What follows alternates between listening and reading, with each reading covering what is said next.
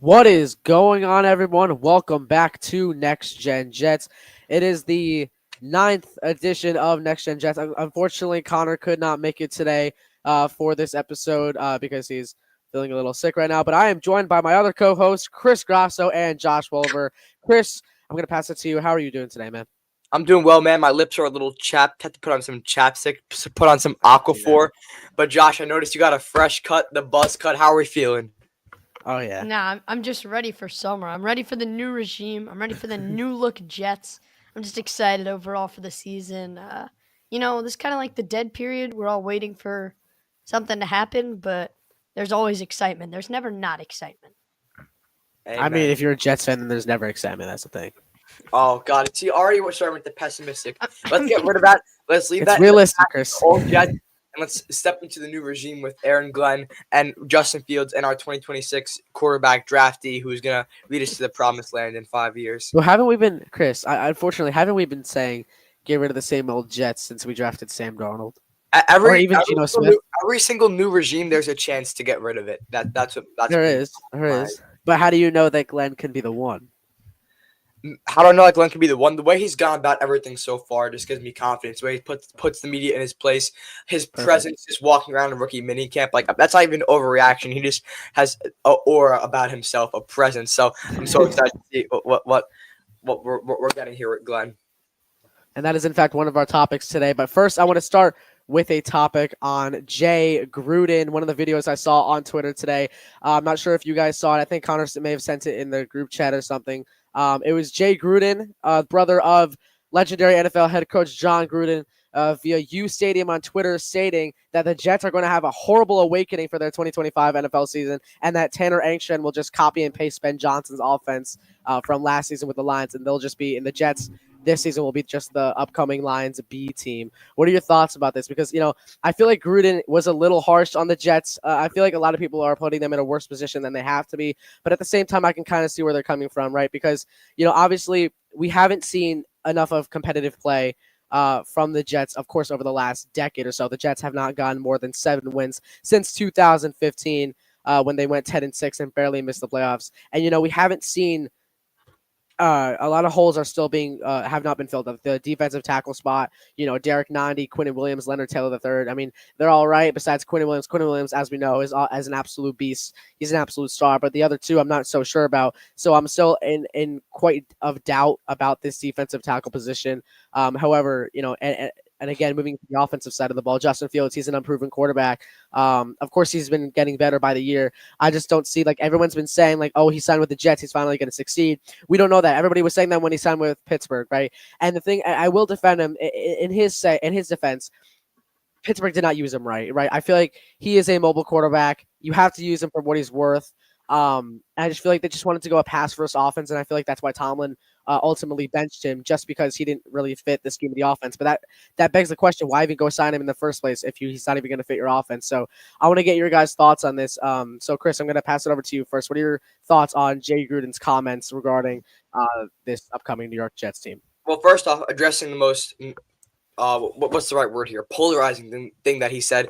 He said that Tanner Engstrand's offense will just be a copy and paste of Ben Johnson's. That will be the Lions B team. Yeah. If our offense is a copy and paste of Ben Johnson's, how is that a bad thing? The Lions offense was very successful last year. We saw trick plays designed for it to be a fun offense. Sam Laporta flourished. Could you imagine Mason Taylor in the Sam Laporta role in our Jets offense? We have a play action style offense, run first. The run sets up the pass. You get Breece Hall and Justin Fields on option. Like, that's a positive. And we will not be the Lions B team. There's talent on this team. We just need to keep on developing our stars and put them in a good scheme to have them flourish. So I'm super excited for what Engstrand is going to bring to the table for the Jets this year with a quarterback who has potential to be electric on the ground with Justin Fields. Obviously, we know Breece Hall, when he's healthy, has that big playability. Garrett Wilson can catch any ball.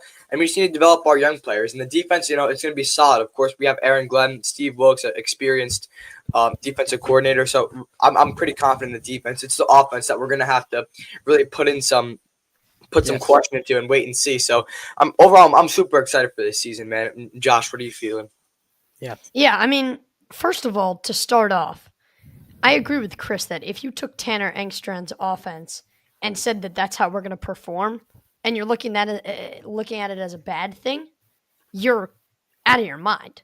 But on the other hand, the Jets just don't have the pieces to be a copy and paste of the Lions offense last year. Like, we can try whatever trick plays we want. We have Justin Fields at the helm. He's not a competent downfield passer, at least for, it's not even that, right? modern Because NFL the Lions standards. And, and also the Lions have, a stacked offense wherever you look. So I think it's going to be extremely hard if the Jets are, in fact, trying to replicate last year's Lions offense. Number one, it's going to be extremely hard to do because they just don't have all the pieces and all the depth. And I know Ben Johnson is built off of deception, but if they want to bring that to New York, great. I just don't know how much it's going to thrive. But based on just Gruden's comments, I mean, it just makes me mad that there's always hate surrounding this Jets team. I get it. We're the laughingstock of the NFL. We have been for 2 decades. We haven't made the playoffs since I was 6 months old, right? But here's the thing. You got to give the guys a chance, right? Come on, you can't come in here. It's not even June. We haven't seen players report to mandatory minicamp yet. All we've gotten is a look at the rookies. The most we've gotten so far is that Mason Taylor has switched his jersey number. All right? And we're already going to come in here and say that there's reason to hate on this Jets team. We haven't seen them play a snap of football, not even preseason football. Come on, guys. Chill out. Let's give them a chance. There's no way you can get riled up on this Jets team and this Jets staff so early. And if Tanner Engstrand is going to come in here and play a Lions-style offense, there's no reason any of us should be mad. Because if you are, what's the reason even hiring him in the first place? The reason you got him is because he had that great background with the Lions. He did a lot and really developed Jared Goff. I think we can all say how much of a better football player Jared Goff has, in his Rams versus Lions days. So there's no complaints to me for Tanner Engstrand coming in and implementing a similar style. I'm just not sure how much success the Jets will have with it. Yeah, especially with going back to when you said that, or when I said that the Engstrand will just copy and paste Johnson's offense from last year. The thing that I find hard to believe is because a lot of these guys on the Jets are going to be hard to compare to the Lions last year. Like, Goff is nowhere near a mobile quarterback, but we have a mobile quarterback in Justin Fields. So how are you going to form that Lions offense into what Fields is? What are you going to do? Use him as a passer? Steelers tried that, that didn't work out, right? Obviously, Fields does need to be a passer. He needs to feed it to Garrett Wilson. He needs to feed it to our other receivers that we have. But, you have to look at what Fields does best. And if we're just going to copy and paste that Lions offense, we're not going to get any better, right? Because obviously you have to also include guys like Malachi Corley in this conversation. Maybe he can turn into the next Jameson Williams, like how Ben Johnson turned Williams in. Because Corley last season didn't even have a role in the offense. I mean, like, what did he do besides what was his most memorable moment of the season besides dropping the ball in the end zone? I can't name a single thing. I think he had like a 5-yard screen pass or something. Yeah, something like that. Like the Jets just didn't have a spot for him last year, and it just gets me really pissed off sometimes because I feel like Corley was wasted talent last year. I feel like if the Jets really used him, he would have been, something to deal with. He would have been a defense's nightmare because he has talent on him. He has the speed, he has the agility, he has the athleticism. Overall, if he's just coached right, like Chris always says, these players can turn into great players, and that's what I totally believe, because I feel like Corley was just totally left out of the equation last year, and I just got to hope that Engstrand can build him in this year. So if we are talking the Lions offense, then at least let's talk about Malachi Corley turning into the next Jameson Williams. So what are your guys' thoughts? I want to pass it over to Josh first here. What are your thoughts, like I just mentioned, Corley? What are your thoughts on maybe getting Corley more involved in the offense this year, even though if he's not presumed to be the current wide receiver 2 for this team? I mean, there's no doubt you have to, right? I mean, besides his infamous play of dropping the ball at the 1-yard line, you're right. He really did not stand out in any way, shape, or form. They didn't even try to get him reps at all, even when the season was a lost cause. And I think it's on every Jet fan mind, and I'm sure it's in the coaching staff's mind, that you have to give this guy a chance. He had talent last year. It wasn't necessarily developed talent because you could see he had problems when he was on the field. It's not like there's no reason he didn't play an ample amount of snaps last year. They gave him chances in practice. I'm sure he probably didn't perform to the standards that Garrett Wilson and Devontae Adams did, but that's not a reason where you go out there and you throw away a third-round talent, an early day 2 talent like that. But yeah, I think it's on every Jets fan mind. You have to get Corley more involved in some way, shape, or form. Heck, maybe even starting him off on special teams. I think that, if you just put him in a small role, gradually work up his playing time. I have no clue how he tackles, but Malachi Corley seems like a pretty good gunner to me. I mean, he gets downfield pretty fast. And, just simple screen plays, get him involved, jet sweeps. You got to get the ball in his hands. He's not a great Quick RPOs as well. He doesn't make the money for the contested Mike Williams-esque catches. He makes money when the ball's in his hands and he's torching secondaries, right? So you got to figure out ways to do that. You got to play it to his strengths, because last year the Jets coaching staff really didn't. They did not play to his strengths. Chris, I'll toss it over to you, but Malachi Corley, I mean, it was just a huge question mark last year. Let's see what he can actually do with some real playing time. Yeah, I made this a huge point for me recently. I feel like Malachi Corley gets way too much hate from this fan base. Obviously, he had that boneheaded play, a rookie mistake, but we saw, I think it was another guy do it in the same week. Actually, it was some experienced player. It was Taylor from the yeah, Jonathan Taylor from the Colts. So I mean, shit happens. Like, we have to understand that. Obviously, it sucks because we're the Jets and everyone's gonna emphasize it more because obviously the New York media, and it did just go wild on us. But Malachi Corley, you said it, Josh. He was like our early day 2 pick, right? Like day 2 pick. Yeah. Yeah, and the fact that they couldn't get him on the field even when the team was way out of contention, that's a disgrace. And I think it goes back to the coaching staff. Obviously, Corley didn't have a great attitude if he wasn't getting on the field that much. But the coaching staff is supposed to be able to, put guys in their place and shape them up and develop them. And that's what I'm looking forward to see with Aaron Glenn. Aaron Glenn, I think, is going to straighten all these guys out, straighten especially Corley, and get him on the field and use him for what he's worth. Short screen passes, let him do his thing. He's the yak king. So really, I'm super excited to see what Corley can be in this offense. Jack, what do you get on this comment from Jimmy Jett saying that this offense can't be like the Lions offense if you don't have the same cornerback? Because you're right. I mean, it would really just be misusing what Justin Fields is. This is probably going to be a run-first offense, which Jared Goff isn't. He never was and never will be. Yes. So do you think that Tanner Engstrand can be a good coordinator and can use some of those, trick plays, deceptions that he did in Detroit, while also carrying it over with Justin Fields, a completely different style of quarterback play? I think he can, right? The only concern for me is that he's never been an NFL offensive coordinator before, or an NFL play caller for that fact.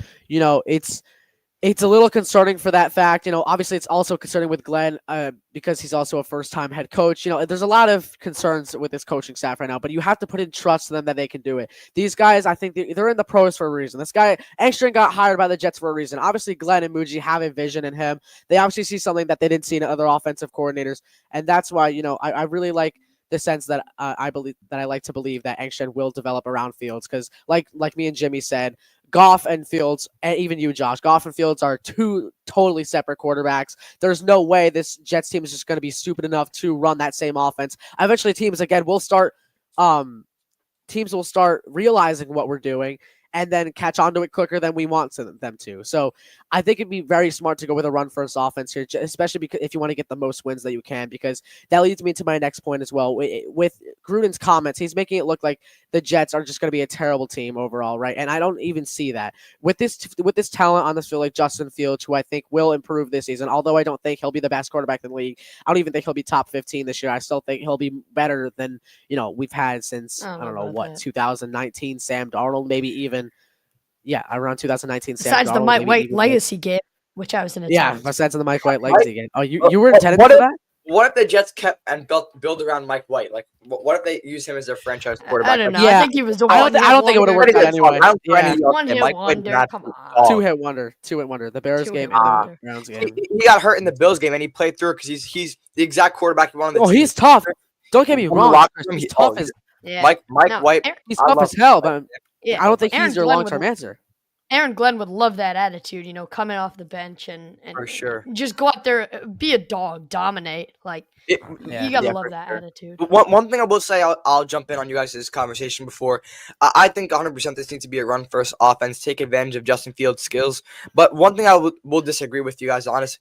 In no world is Justin Fields like incompetent at passing. Like, yes, he has accuracy issues, and he has some trouble going through progressions. But that's all things that can be fixed with a solid O-line. You cannot trust a quarterback to develop with no O-line. Pittsburgh had a solid O-line, but in Chicago there was zero O-line. And then, but the thing in Pittsburgh is they're making him play too conservative. He probably had no confidence in himself because the coaching staff was telling him, hey, just check it down and don't make any big throws. So Aaron Glenn has made it a point that they're going to let Fields play quarterback, let him uncork some deep shots to Garrett Wilson, let him play quarterback, and sit behind a good offensive line that we invested multiple first-round picks in. Well, we invested a first-round pick in back-to-back years on both sides. So we should have a solid O-line. Fields should be playing decent. So unlike you guys, I'm pretty excited to see Fields as a passer as well. Like the run game should open up the pass in great fashion. I mean, Chris, but what do you? I think you're relying. I don't think nobody said, Chris. I think you're relying too great on Justin Fields to be like this awesome deep ball passer. I mean, I think Pittsburgh was right. He had a good arm in knowing college. that wasn't his strength. Great in college. It's just the shitty O line ruined him and ruined his confidence. And the Steelers, here's the thing. Check it down, didn't help. Well, Jimmy Jets. I want to know where I was sounding silly there. In the meanwhile, we'll go to a comment from Lou B, Super Jets fan. You guys are great. Any chance we can get a big wide receiver without giving away picks? You know, I don't know about without giving away picks. I mean, Keenan Allen and Amari Cooper are both still in free agency. I'd love to see them sign. But I mean, if we gave away a later round pick, like 4th or 5th, for a guy like Dobbs, like I wouldn't be mad at that at all. Me neither, especially maybe not even for a wide receiver, right? Maybe you get a tight end in this room like Kyle Pitts or Dallas Goedert, who I forget what Goedert's projected. I'm going to say somewhere. We need tight end. I think you need a veteran tight. I think you need a veteran tight end in this room, especially with an unproven guy like Stone Smart, Jeremy Rucker. I mean, what's the point? Kyle Pitts or Dallas. I'd prefer Dallas Goedert 100% over Pitts. I think we need to let Mason Taylor develop. Or even a guy like Gerald Everett. Bring a veteran like Everett. Yeah, I mean, bring a guy like Everett in then. Everett's I love him as a pass catcher. He's a next year move. Everett, you could tell me on because you need a mentor though. That's the thing. You need a mentor in this locker room, especially with this unproven tight end room. I mean, kept the same wide receiver coach that couldn't get it done. I'll push back on that because the wide receiver coach was the one coach that I actually wanted to see stay when the firing cycle, when the clean house narrative was being pushed towards the end of the year. I wanted to see the wide receiver coach stay for one reason, because he's the guy that's responsible for Garrett Wilson. So if we can turn more people like Arian Smith, Malachi Corley, we can actually get them juiced up with a combination of Glenn and a wide receiver coach. I mean, that's great. I like how we kept our wide receiver coach. Jack and Josh, what are you guys' thoughts?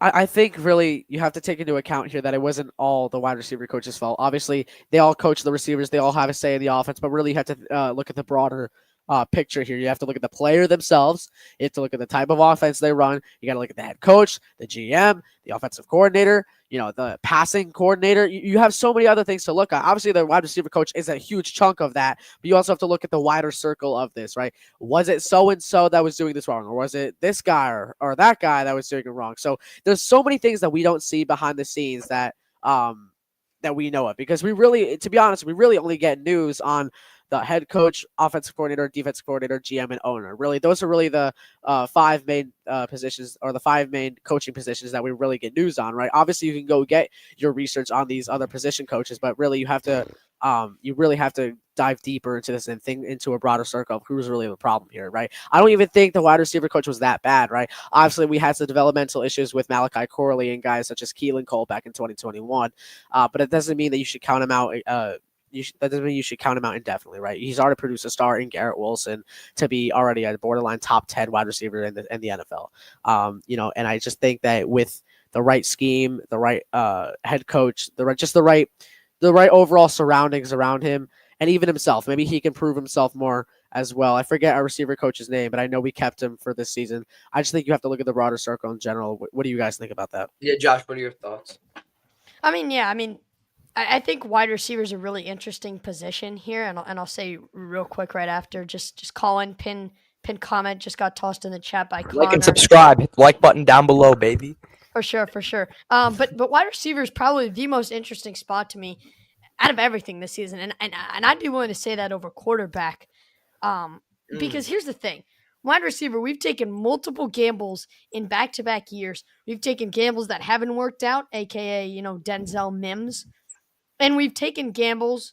Garrett Wilson wasn't really a gamble. I mean, there's no reason he should have fallen to 10 in that draft in 22. He was not a gamble. But Thank God he did. I want to make a note. Wait, real quick. My bad Drake for London got drafted over. my bad for what I wanted them to do with that pick is actually crazy. I wanted them to trade that pick and get Deebo Deebo Samuel. Yep, that's Oh my crazy. gosh! I Oh am my so gosh! glad we That took Garrett. that was actually widely that was actually well known that the Jets were rumored to do that year. I was even on the board to do that, believe it or not, because obviously No way. if I knew what Garrett Wilson was now and I knew what Deebo Samuel was now, hell no, I would say hell no to that. But I'm just saying Deebo Samuel just came off his best year of his career, and if you're gonna see a guy doing that with the Niners, why not go trade for him and help this team? Obviously that didn't work out. Obviously we got our guy in Garrett Wilson, I so was I'm not mad all about in on we the didn't Deebo trade one bit. Samuel train. I was so mad. Even I AJ mean, Brown. Even AJ Brown. The Lions got all their good coaching taken and lost a lot of guys. Makes me wonder if they can, or the Eagles can sustain so many guys leaving. I mean, the Eagles are so good now. I think they can. Yeah, when the Eagles sometime within the next 5 to 10 years are gonna go into like a full rebuild because they have so many guys. Like it's impossible to play all of them. They're gonna have to only sustain a few guys. So the Eagles will Or like even everything. Everything I'm learning about this in lab biology now.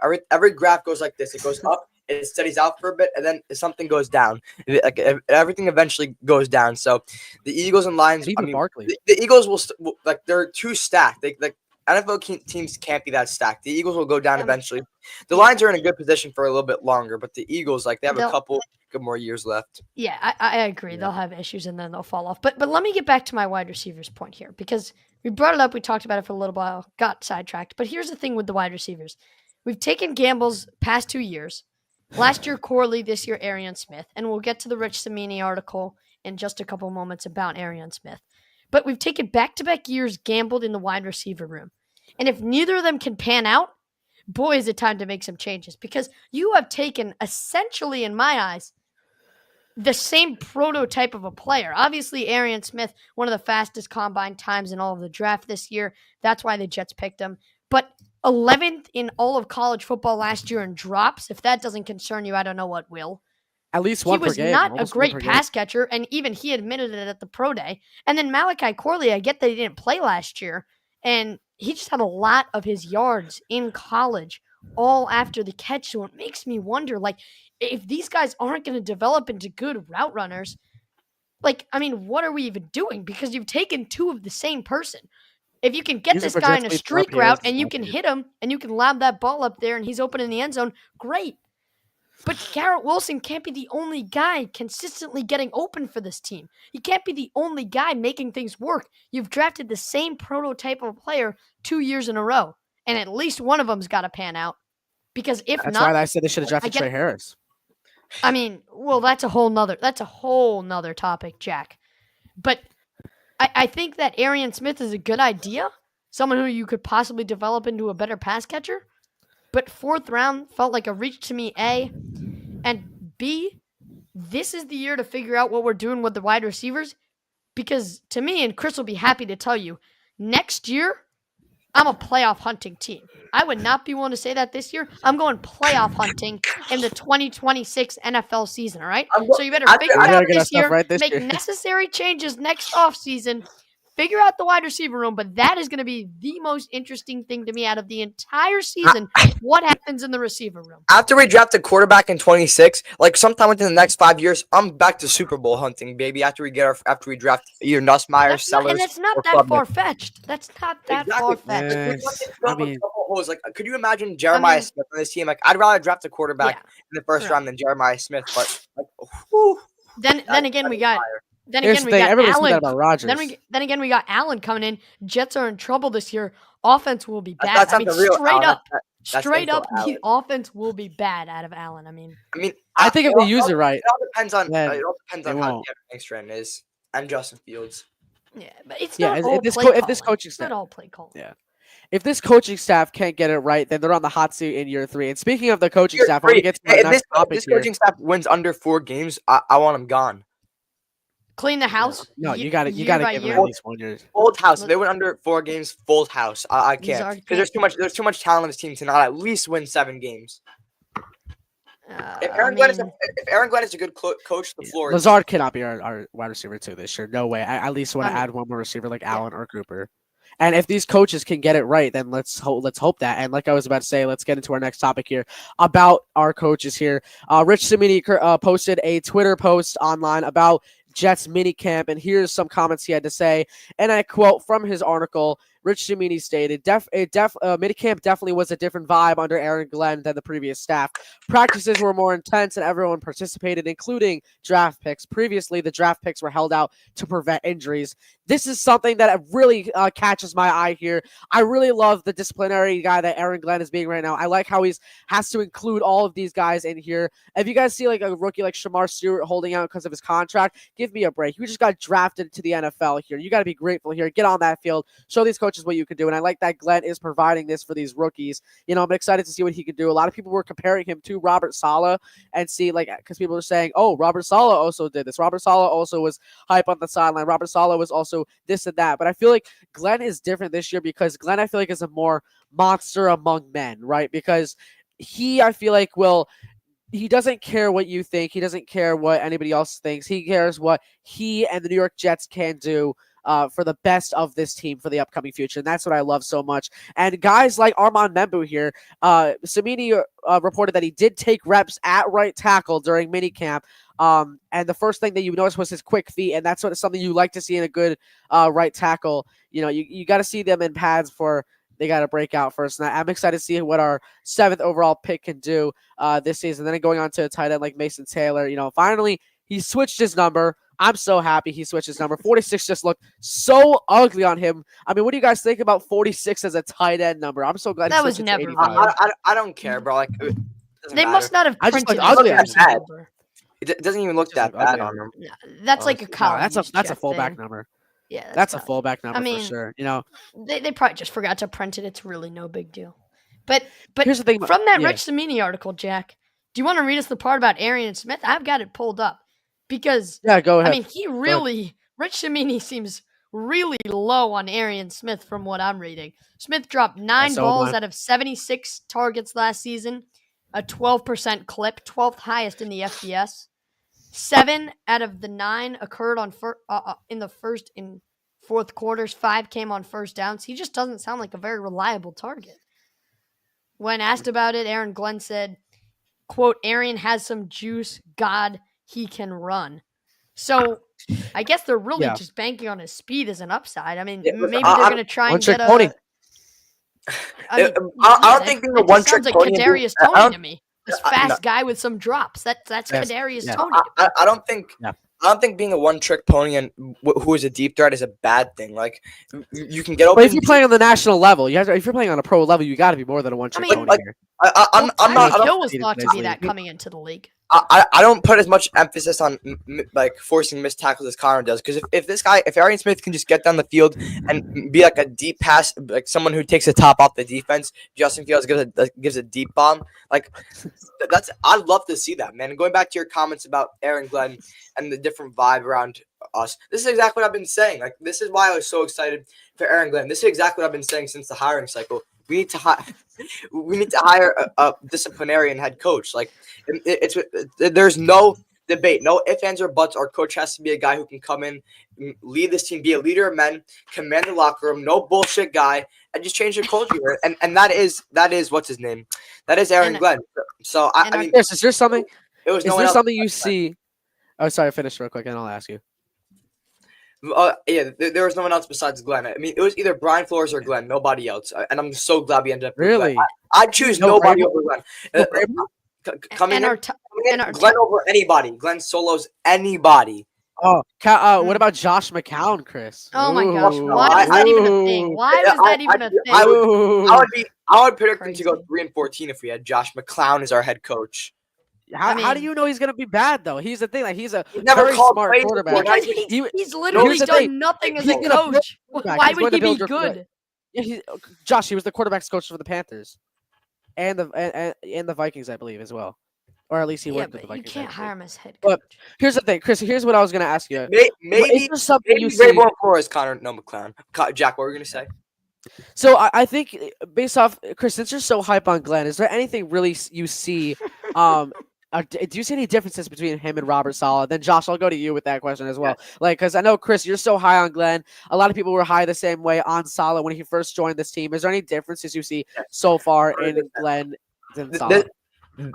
Everybody said Sal was going to be a great coach because of the way he acted on the sideline, the persona he put on, the guy who always was going to get pumped and excited. I'm excited about Aaron Glenn because of the way he is in the locker room and with the team. That is a massive difference. Saleh became buddy with the media. Saleh was great in the locker room with this team. Aaron Glenn puts the media in their place. What? Yeah, So, I mean, Josh, go I look think, at Robert Saleh. Hold on. Wait. If we go 3-14, Jimmy, if we go 3-14, that's all Glenn's fault because we have talent on this team. Like that's not even. We're the freaking New York Jets, so we're built for this shit. I don't think Wait, enough. so we have don't think that Robert Saleh lost the locker room? Aaron Rodgers was basically the head At least coach on by offense. like week 7 last year. No, I get it. I'm just saying. The thing Basically about single-handedly the thing kicked about Saleh is Mike Williams off. the thing about Saleh is right. Saleh was too nice about it, but he was still a great vibe in the locker room. Here's the thing: think about him comparing to Adam Gase or Todd Bowles. You want to know what they did the entire game and not showed one, even at practice. Read this. I mean, all they did after a touchdown, after a first down, interception. This is all they did. All they did, cross their arms, all like that. You see what Saleh did? This is what Saleh did. Took off his headphones. It started going crazy like that. That's all. Why that's does all that make him a great coach? Exactly. I never said. I said he was good in the locker room. I never said he was a good coach. My point. Connor, I'll answer your question after I say this to Jack. Jack, you said on the sidelines he took off his headphones and yelled. He took off his headphones and yelled. That's exactly what I'm talking about. Saleh puts on personas. Look at his locker room attitude. Would you rather have that or Adam Gase? I'm just saying. I never said he was a great coach. Why are we comparing Adam Gase? Why is Adam Gase an option? Because listen here, you guys are saying that he was in a good locker room guy. Listen, if you want to have a good locker room guy, never once did I say that Saleh was a good coach. I said he was a good locker room guy. Saleh was a decent coach at best. I think. All right, just let me talk here. Real quick. Look, Saleh was a decent coach at best. Not once did I mention that I said he was a great coach. I said he was a good locker room presence to have in this locker. And going back to these rookies here in this locker room, with tight end Mason Taylor now in this league, like we said, we mentioned that he switched from 46 to 85. He's not a body catcher like Samini said. He snatches the ball out of midair and brings it in, as I quote from Rich Samini here. And again, Taylor was one of these picks that I was not a fan of, right? Not a fan of whatsoever. You should have gone with Trey Harris at 42 here because I feel like that, Harris, obviously we know Fannin and Harris were gone by 73. And I feel like Harris you have to get a wide receiver too. So, I mean, this is such a bad debate. I don't understand where you're coming from. Stop the cap. There's no way that you are this excited about the Robert Saleh regime. I mean, I don't live with you, but this excites me a lot more. I mean, Saleh, we're just going in circles here because we can't, Saleh was a great locker room guy. He was too soft and not really a good coach. That's all I said. I never said once that he was. How was he a great locker room guy? I don't get it. I was buddy with all the players. That's not a great locker room guy. All right, well, let's get back to Mason Taylor here. So I'm gonna get your thoughts on Taylor. We have to keep going here, guys. Let's go. Let's get back on track. No, Jack. No, Jack. You can't just back out of that. I'm not, but we already just had this debate. No, just tell me how he's a good locker room guy, please. I just want to. Yeah. Go look at the videos that he had. He was pumped. He always the videos that the New York Jets social team posted. You think they're gonna post? Here's the him? thing. Go look at Hard Knocks. How did he handle adversity? He didn't. He backed down in the face of adversity. That's what we need. We need a leader who can steady the ship during adversity. When there's waves, okay, we need a good coach. That's what Aaron Glenn is, baby. Come on. No, Jack, I never said once that he. Hold on. Not once did I say he was a good coach. Not once. What are you arguing? Hold on. Then what are you arguing? I'm arguing that he was a good locker room guy. I never said he was a good coach one bit. Here's the thing. Define a good locker room guy. Locker room guy is the guy that can lead. A locker room guy is the guy who can elevate his players and motivation to his players. Here's the thing. What are we doing?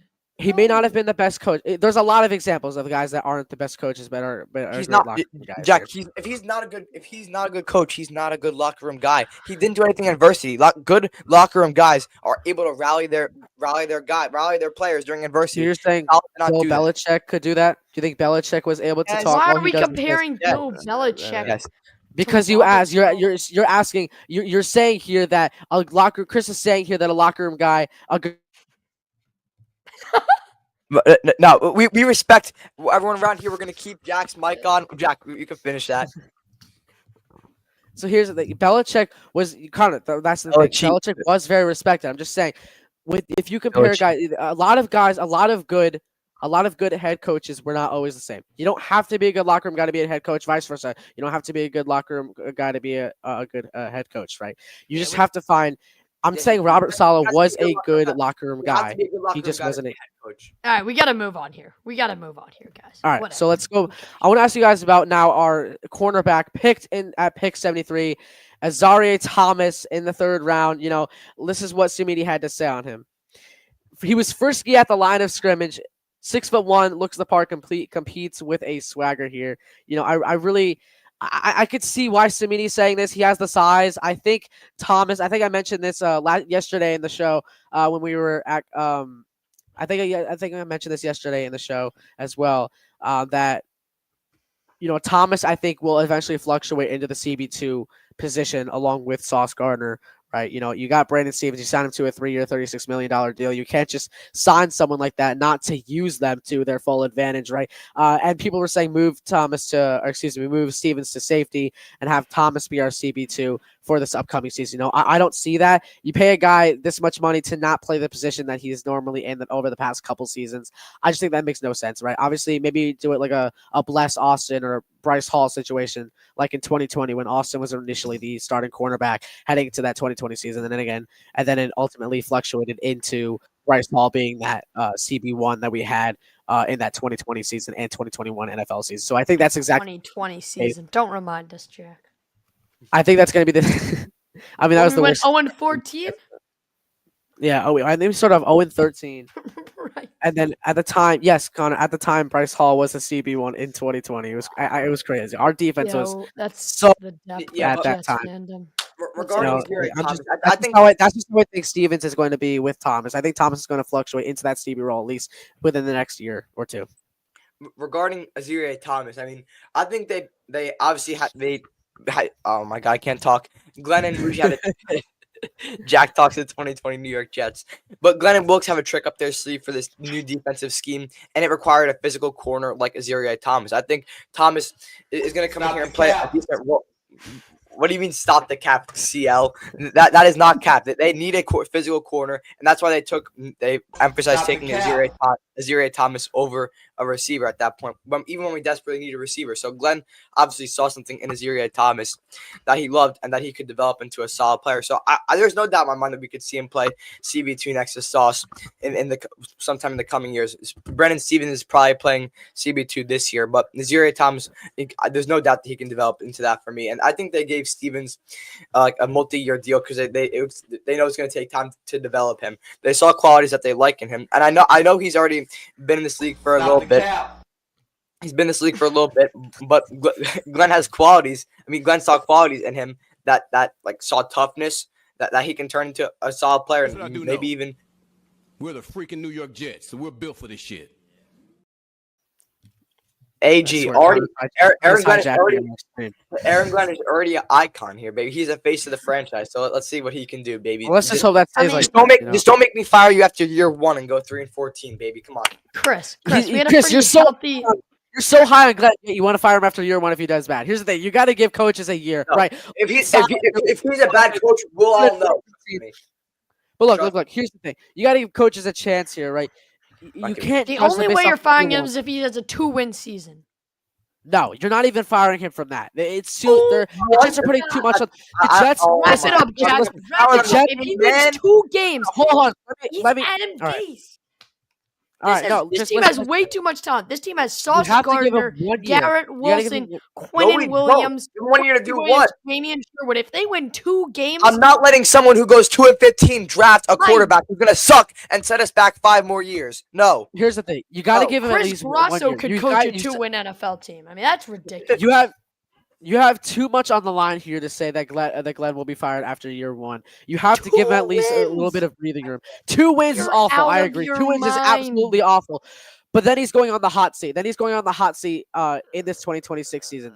If he only has 2 wins, then if he doesn't do good that season, if he goes under 7 wins in 2026, so be it. Fire him. But look, you have to at least give him at least a chance after year 1. There's no way you can just give up on him after year 1 like the Patriots did with Gerard Mayo. Yes, I do think Gerard Mayo was not in the place to be a head coach in the National Football League. But if the Patriots were to expand on him for a little bit more, I feel like they would have eventually gone to shape with Gerard Mayo. And Chris, what are your thoughts on this comment by Connor here? Yeah, exactly. I was about to say. I was waiting for Jack to finish his point to respond to this. Me, Connor, and Jack have already watched some film on some of these quarterbacks. I mean, there's obviously issues with all of them, but the reason why this quarterback class is so highly. No, I don't even know the right word I'm looking for. Touted. Highly touted so far is because what happens if they fix all those issues? Their ceiling, their arm talent as a passer, like that's what catches people's eye for ceiling. So as we continue to evaluate film, we'll make solid opinions on these quarterbacks. And but I'm so excited for this quarterback class and the thought of the Jets actually drafting one of them, drafting their franchise guy who's gonna feed families for all these Jet fans for years to come. I'm pumped. Chris, And speaking of film, can I circle You go. back to the cornerbacks real quick, boys? Yeah, Before for we sure. get into the 26 quarterbacks, because that's a bit far fetched right now. But for this year's cornerbacks, I actually disagree with what you said, Chris. When you said that Brandon Stevens, the reason they brought him in here on a 3-year deal is because they need to develop him. And I think it's the other way around. I think they brought in Azariah Thomas because he has the physicality traits, because he's a 3rd-round guy with a whole lot of potential who they can develop later. Brandon Stevens 2 years ago was a really high-quality cornerback. They're just trying to get him to return to that level of play, because last year he had a big-time regression. They're trying to get back to what he was 2 years ago, and that's why I think he's going to be the starting cornerback on this team for week 1. I think Azariah Thomas is going to watch from the sidelines, learn from a year. Obviously, he is more than competent if he needs to step up in case of injuries or something. If for some reason he gets slotted into nickel and is rotating with Michael Carter or something like that. But I think Azariah Thomas comes in here as CB3, and instead they try and return Brandon Stevens to his former form. And really his 3-year deal is 2, because they can opt out after that 2nd year. So if they don't see him return to his old form, you can see him out the door in 2 years. I mean, you got, like I said, you got to give him a chance here. You really have to. There's no way you can just there's no way you can just fire a guy after year 1. I think that's stupid. I think, in my opinion, you at least have to wait 2 years here. Yes, maybe if it's some horrendous 0-17 2017 Cleveland Browns a year, then yes, maybe you go ahead and do that, because we have far too much, talent on this roster to go 0-17, even 2-15. I'm just saying, you got to give this coach a little bit more breathing room, right? You can't just go immediately to the fire pit, right? Because if you do, if Glenn gets picked up by another team that's in the same situation, but the Jets already had experience. If he wins three, one four, team. 2 games, man, like, we have too much talent. If we just win that much games, he's just not a good coach. Straight up accept it, bro. I'm not letting that regime that goes 3-4 wins, 3 wins, 2 wins, draft a guy who we're gonna hope is a franchise quarterback. Why would I trust their ass? They can't develop anybody. They can't even coach the talent that we already have. No, I'm not doing that. Team, Don't even get me started. Connor, to be fair, I never said that I wouldn't fire him no matter what. I just yes, think you did. No. Yes, you did. Said you would not fire if we won him after 2 year games, 1. You said he's still the coach next year. Here's the thing, right? You can't fire him after year 1 unless it's some horrendous, no excuse thing, right? 2-15, I don't think. 2-15, I don't think it's a terrible record. But look at this offense we have now. And look at this. The defense here, one of the best defenses in this league. If you go 2-15, that's a very bad concern. But you can't fire him after year 1. Fire him. I never said don't fire him indefinitely. Like I said, after year 2, if he's still bad, then fire him. Bingo. I'm just talking about year 1 here, Connor. Come on. This is the most fired up I've gotten. I can't stand this. There's no point in keeping him if we suck. Like I'll be preaching this the entire offseason for bad. And I don't think we will be bad. I don't think that'll be a problem. I have faith in Glenn as of now. I'm letting them prove their incompetence. But if they're incompetent, it'll be a whole different side of me, bro. It's not ready if we suck. What if it's just Justin Fields being incompetent and this team wins 4 games, but they're obviously a quarterback problem? Then you draft your quarterback. If it's a quarterback problem, you'll put in Tyrod and you'll still get at least 7 wins, man. Like there's no excuse. Even if he is the best head coach available, a 2-win season is unacceptable at any level. I'm saying that if he's a bad coach, we'll know. Like we'll know what Aaron Glenn is after this year. We'll know if he's a good coach. It's gonna be a fun season. I cannot wait to be at that. I can't. That's what the buzz is for. I cannot wait. I cannot say that on the show. Yeah. Do what? But anyway, you can't do what? I want to hear. No, nothing. So I want to go back to nothing, Chris. So here's the thing. I want to go back to when we were talking about the Sumini's thoughts on the minicamp this year. I want to go back to his thoughts, or I want to go to his thoughts on running back, UDFA running back Donovan Edwards, who a lot of people are very high on heading into this season. Donovan Edwards, obviously RB2 coming out of, or RB1 last year coming out of Michigan, RB2 for most of his career during his Wolverines tenure. I'm very interested in this UDFA signing. I think it's probably my favorite UDFA signing. That or Caden Davis or Brady Cook, I would say, is probably my favorite UDFA signing so far. With the amount of spots filled up in this running back room right now with Allen, Hall, and Davis, I think it's going to be very hard for Edwards to make a roster spot on this team. But here's the thing: Sumini stated that he got a ton of reps in minicamp. He has great hands and he's smooth out of the backfield. So I think that's enough to compete for a roster spot. The only issue is that the competition on this team, right? I don't think the Jets, there's no way the Jets, I think, go 5 running backs on the team, especially if they're going to keep Kene Nwagu, that special teams guy that we have taking kick returns for us. I don't think there's no way they keep 5 running backs. It's either between Nwagu or Edwards. And I mean, is Edwards really a special teams player? I think Arian Smith is going to start returning kicks, at least punts. Yeah, that's what I mean. So I mean, what's really the spot? What's going to be the spot if we keep Edwards here? We also keep Nwagu. That's the thing. So if the Jets do decide to keep Edwards, they're going to cut him after training camp. I think that's ultimately what's going to happen. Although I would like to see Edwards compete for a spot. Ultimately, I think it's inevitable, but he's gone after training camp. I just think it's not even the fact that he's bad. I think he can produce a lot of good things in this league. It's just this is the current situation that he's in. Yeah, but then if Edwards does make the team, and you move Arian Smith to punt and kick returner, that begs the question: why is Xavier Gibson going to be rostered? Because he's still. I don't even think he should at this point.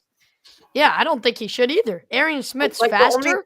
The only good thing about Xavier Gibson is him playing ping pong when I think his name is Jason Brownlee. Like he's not on the team anymore. Oh, come on. Don't forget that punt return, man. Against the Bills. That was his one shining moment. Listen, as much as I am like, I was so hyped on that kick return. Like that was tripping. Like that shouldn't have even been a thing. Like the guy tripped the Bills player. Whoa. I'm grateful that it did happen, but it should have been a flag. It should have been called back. I mean, no, it should not have been called back. I mean, it should have. Yes, if that happened against the Jets, if that same play was flipped around and that was the Bills, I'd be furious. To this day, I'd be furious. Like that was obviously tripping. Connor, I could see what you're saying, right? Like I said, I think he's going to do great things in this league. The thing is, you have to look at the situation that he's currently in. There's no way the Jets are going to keep 5 running backs on this roster. No way, no how. I mean, the only closest answer I can get for you, Connor, is that they do keep him, is that they decided to go with Arian Smith and Xavier Gibson on special teams and cut Nwagu before or after training camp. I think that's the most likely situation because that is the most likely situation. Zero upside outside of special teams. Edwards and Arian Smith do. Yes, we don't know about Arian Smith yet. That's the thing. Like he had drops, like we said earlier. He was, not that great. Especially he was actually expected to go as a undrafted free agent. So, we don't really know what's going on with Smith yet. And especially with Gibson too. Gibson, we don't even know how he's going to be this year. Nwagu is definitely some guy that I think that can stay on this team, but also at the same time not, because it's confusing. Because if Edwards was to make the team, that's definitely the most realistic situation that he would have to get in order to make the team. So I think it's going to be very hard for him to get here. Connor, like I said, it's not a skill thing. I think it's just a situation. Connor Appreciate Long, you, Chris man. Jack, etc. Next Gen Jets YouTube channel. Please like and support, subscribe, memberships, super chats, etc. They deserve it. Incredible New York Jets content creators, fans, and people. JTS, Jets. Chris B. Appreciate you, Chris. Love, brother. Let's go. Happy Mother's Day to your moms and all the moms out there. Yes, happy Mother's Day. Thank you, Chris. You too, man. You too. Yes. Yeah, you know, I mean, it's just crazy. The person who's enjoying this day the most, let's be honest, is Zach Wilson. Somewhere out there in Miami, he is getting busy. Let's just say that. All right. We didn't. I mean, it is. That, It is Miami after all. So, I mean, what are your guys' thoughts on Chris? I want to get your opinion on Donovan Edwards here. Do you think he'll have a competitive chance to get on this roster next year? Yeah, I think he'll be in the back of Isaiah Davis's mind. I mean, he'll be competing for some reps if he makes a team. But ultimately, I think Isaiah Davis will still be that solidified RB3. But Donovan Edwards, if he makes a team, has a chance to really get some reps in here and there, then maybe it will be the Donovan Edwards show. By the time, maybe, God forbid, Brees is gone, then it's Allen, Edwards, and Isaiah Davis. I mean, we'll see how this running back room shapes out. But there's a lot of talent and a lot of potential. I mean, we kind of know Brees Hall can be explosive. So I'm really excited to see what run first offense, how much we use all of our running backs. Yeah, of course. It's also in the matter of how well we do this season with this roster, with the lifespan of Glenn's coaching tenure with the Jets, Fields' playing time, or Fields' Jets tenure, excuse me. So, I think a realistic record prediction right now, if I had to think, was probably around 6 or 11 or 7-10. I think is a pretty solid record prediction. A lot of people are saying 8-9 or 9-8. I don't see the unless the Jets somehow. Even Connor as well. Even Connor, you saying 8-9. I just don't see it, right? You don't. I feel like the Jets don't have a competitive enough offense to besides the backfield to compete with that Buffalo Bills defense, right? What you said? What, Chris? Competitive enough what? A competitive enough offense, I feel like receiver room specifically, to compete with this Buffalo Bills defense. I think, the receivers they have rostered are all guys who have a big frame outside of Garrett Wilson, like big frame blocking guys. So that's kind of. You don't think that Wilson's going to get doubled by this Bills defense? These guys like Arians, Smith, and Allen. Why is it the Bills defense? We play them 2 out of 17 games. Chill on the Bills. That's what I'm just saying. Like, the best my defense prediction, in the league to compare. Here, listen to what I'm about to say.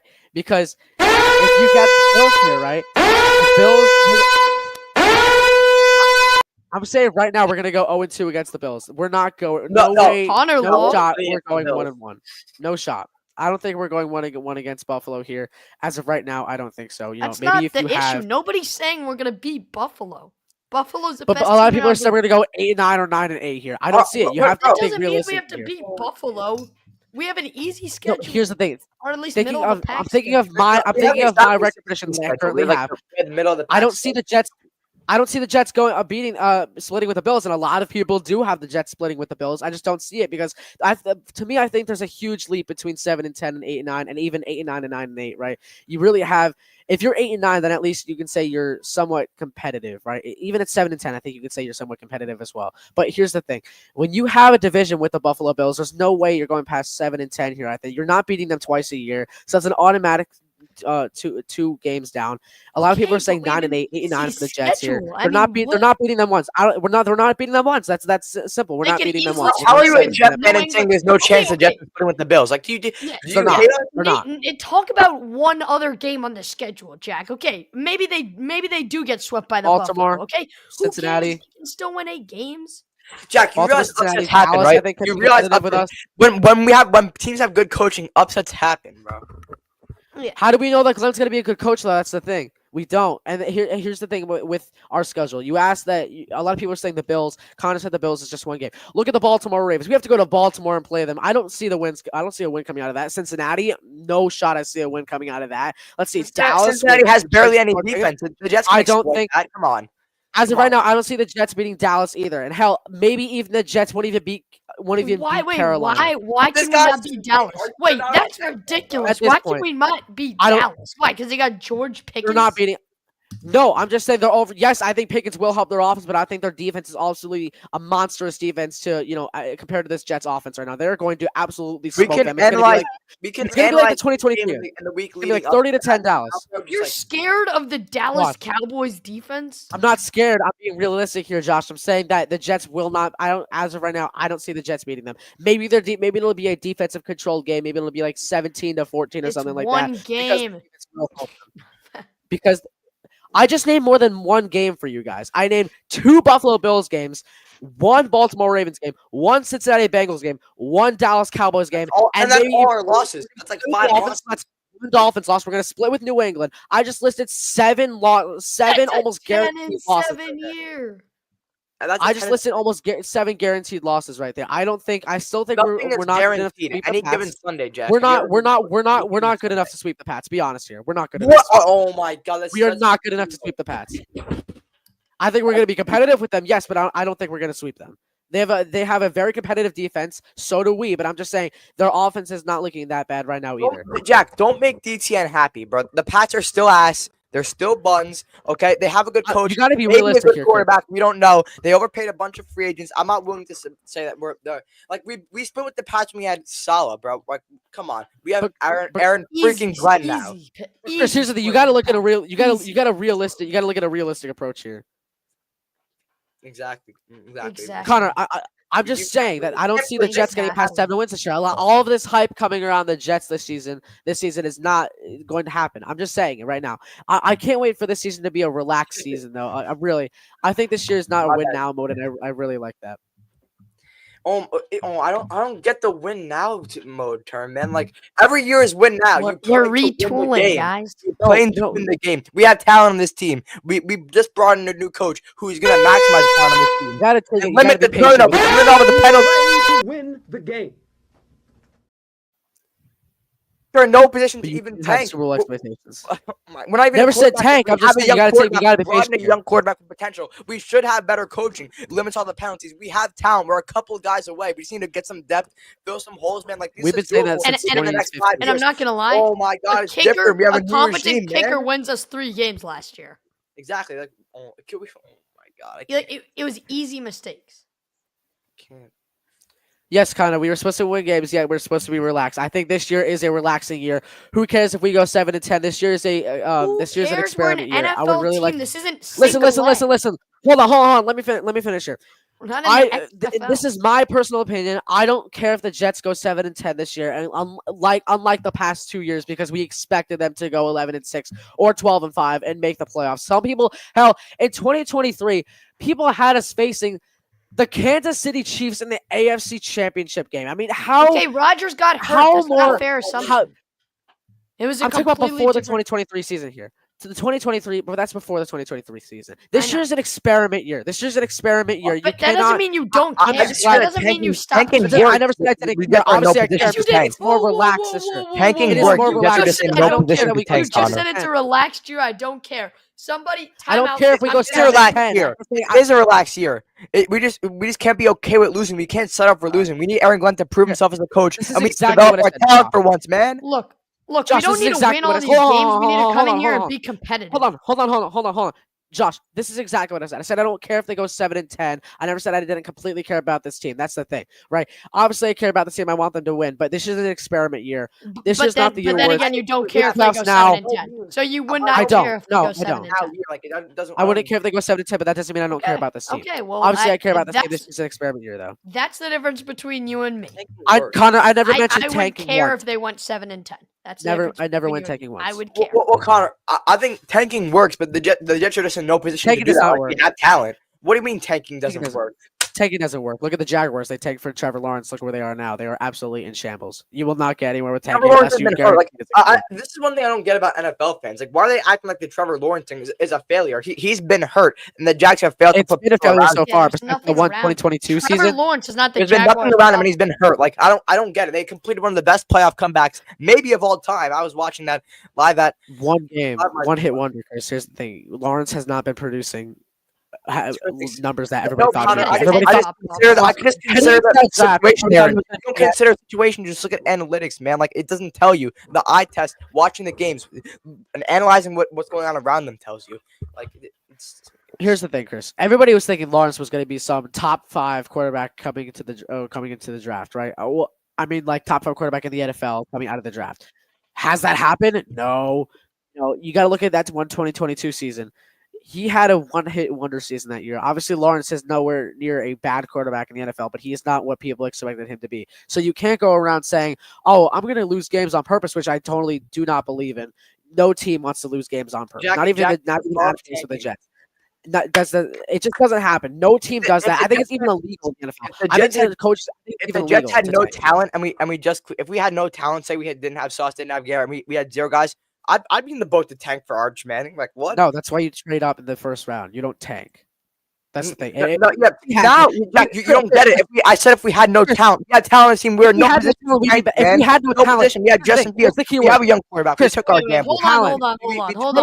I think we took our gamble. We're in shambles. We're not going to be in shambles. Come on, baby. I think what Chris is trying to you get mentioned at. talent. What do you mean? You mentioned talent, Chris. You mentioned talent, Chris. If the Jets didn't have those talented guys, we would be in the place for the first overall pick. We would be in place for the first overall pick. Jack, it's not about the front office saying I want to lose this game. It's about if your roster is terrible, you'll end up losing it. Hold on, let me finish here. Chris, I want to go back to when you said, hypothetically, if the Jets didn't have Gardner or Wilson or all these guys, they would have to tank. What's the point in tanking? Order. Oh my gosh, let me finish, please. You would never. You would be bad anyway. There's no need to tank. You would be bad anyway without this talent on this team. You would already know you'd be in the top 5 pick conversation. There's no need to lose on purpose. That is the stupidest thing I have ever heard. You have no talent. You know you're going to be bad that year. Number 1 pick. Make sure it's inevitable. Make sure you get the number 1 pick to get the best talent. You're not going to win games. You're going to get a top 5 pick no matter what. Arch Manning without a freaking doubt. Why are you so mad, Jack? I'm not. I'm just trying. No, I'm not. I'm just trying to prove a point here because, like, here's the thing. If you have talent on this roster, if you have no talent on this roster, you're not going to win games. It's perfect as that. It's as simple as that. You're not going to win games on a team that doesn't have talent. Okay, you're not going to tank. It's not, Jack. Let me explain something to you. It's not the front office thing, Connor. Like we don't know enough about him. It's not that the front office goes into every Sunday and they're like, "Great, I hope we lose this game." That's not what they do. But what they do is, if they realize they're not in a situation where they're going to win football games, they're going to ship their players for picks, stockpile for the future, clear out the salary. They don't go into Sunday saying, "Oh, let's lose by 50 this game," but they make moves to the roster. You're literally proving my point right now. Oh my God. Connor is allergic to people being excited about quarterback prospects. He likes the guys that no one talks about, and I've won like we can't be excited. I was excited about Nussmeier. I was excited about Nussmeier until we watched this film. Nussmeier looks terrible. We saw a couple mistakes. I'm still excited, bro. Like we saw things that could not terrible. I take that back. Nussmeier looks okay. Course of development, man. Like, come on. He looks okay. I mean, his ball placement is not that great. Let's be honest, Chris. Didn't you fall asleep? He has a whole nother season. He has a whole nother season. When we went out to True Aller, that's when I fell asleep. Oh my God. Jack, he has a whole nother season. Calm down. No, that's a. I hope he good. I hope. I'm just talking about what I saw based off of last season. Obviously, anything can change. Connor, we don't know what any quarterback is. Any quarterback can develop nicely. Any quarterback can have a stellar season, and then they get picked high. And all matters about coaching. It all matters how they develop. Like whatever they show. Yes, this year we're all watching all the games, every single snap of these guys, and we're gonna see how they develop compared to last year's film. It all depends on coaching. It all depends on how they develop. It all depends on how they go there and film. And yes, he did fall asleep, but Nussmeier showed so much promise. Like we could all see why this is such a highly touted quarterback class. They all have high ceilings. They just clean up their mistakes. It's about how well they can do that. Like that's for anybody. That goes for any prospect at all. I'm done with my rant. I fell asleep after Nussmeier's tape, Connor. It lulled you to sleep. It was a great lullaby. Yeah, it was a great lullaby here. So Jimmy Jets, always the smartest guy in the chat for a good reason. Amen, brother. I mean, listen, Sellers is the number 1 guy. We trade up and get him. Well, amen, bro. Amen. And But that's Chris, only Chris, if what is- Justin Fields is a down year, because honestly, Justin Fields could be like a guy like Lenore Sellers. Like if he can improve the passing, like a good mobile quarterback, like we can't. It's too early to give up on Justin Fields. I think you guys will both agree. Man, like, it's not even that bad of a passer. He just needs to play behind a good offensive line, and the coach needs to show some fucking confidence in him so he can make some good throws. Like, excuse the language, but still, we can't just overlook Justin Fields as a passer. Yeah, but yes. Yeah. I guess anyone who has a good last name or hype will be a franchise quarterback for Chris. No, I'm just not saying people aren't allowed to be excited about quarterback prospects now. Like we don't know what any of these quarterbacks are. It's all about what their strengths and weaknesses are and how they work on the weaknesses, how they show development on the weaknesses, and how good they are at their strengths. That's what determines ceiling and floor of quarterbacks. So we have to look at that in depth this year for all these quarterbacks. We don't know about any of them yet, but there's definitely excitement to be had. Oh my god! I can't answer that, bro. Yeah. Why should we be excited based off all their ceiling? That's why we should be excited. All the good things that they have shown, all the strengths and what they could be. But I will say to point a little bit towards. You need everything to be 100% concrete evidence. Like nothing's gonna be like that in life. It's just not. Just to throw it out there though, I feel like you can trade up for whoever you want, but the all-time quarterbacks, a lot of them were not like the flashy number one pick guys. Exactly. Like a lot of them were like later Rodgers round, get the 6th quarterback in the class. Who'd you say was? Rodgers wasn't. Rodgers was looked as a top quarterback. And I'm not saying that's true for everybody, but like there have been great 5th-round quarterbacks. Tom Brady, 6th-round pick. Tom Brady, yeah, 189. It's not all about trading up for the number one pick. That's how you're going to get your franchise guy. It's all about how they work on them. So that's really what we're going to be all in to see. That's why we're on this quarterback class, and the Jets are going to be picking one of them. So there's a lot of hype around the names, and we can see why. I mean, yes, there's issues and red flags. There's red flags with every player that need to be cleaned up. It's all about how they go about them, how they show improvement, and how good they are at what they're good at. I don't know. I know it doesn't sound like it makes sense, but how strong their arm is. Say if arm strength is straight in a quarterback, how strong is their arm? How fast do they go through progressions? How well do they manipulate defense with their eyes? That's all stuff we look at. and Con, I'm this summer we're gonna do a lot of work. I'm gonna buy the film package. Obviously, we'll continue going over quarterbacks on call. And when the season rolls around, watch every game. So it's gonna be an exciting college football season for sure. Exactly. I want to thank you guys all for tuning in to this 9th edition of Next Gen Jets here. I am your host, Jack, alongside my co-host, Josh Williver and Chris Grosso. We had a great time talking with you guys tonight here on this Sunday edition of Next Gen Jets. Josh, thank you so much for filling in for Connor tonight. Chris, thank you so much for, hopping on with us every Sunday as always. And, Chris, let's end it on a Jets chant really fast before we before we do that, let's get to our final thoughts. Josh, you have any final thoughts on tonight's episode? No, I was excited to be here. Sorry that Connor was a little bit sick. I guess his Mets took 2 out of 3 from the Cubbies to make up for it a little bit. But great talk with you guys. I think there's a lot of hype to be had around the season about not only what to expect, but the mysteries revolving the season. This is one of those seasons where there will be a lot of question marks. And it'll be at a quarterback spot, but for all the different reasons as last year. So that excites me. Mystery is a great thing for this Jets team. Let's see how the wide receiver room pans out. Let's see if Brandon Stevens can return to his old form. Heck, I don't even remember what else we talked about in this episode. Let's see how great of a tackle Armand Mambu is and how great of a pick that was. Enjoyed being on here with you, Chris and Jack. Thanks so much. Can't wait to do this again. Chris?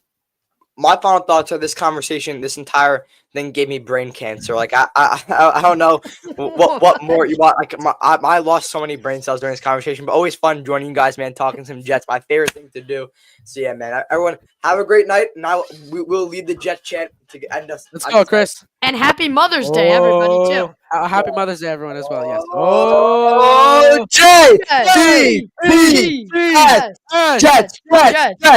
Jets. We will see you all next. Putting into Next Gen Jets. Peace out, everybody.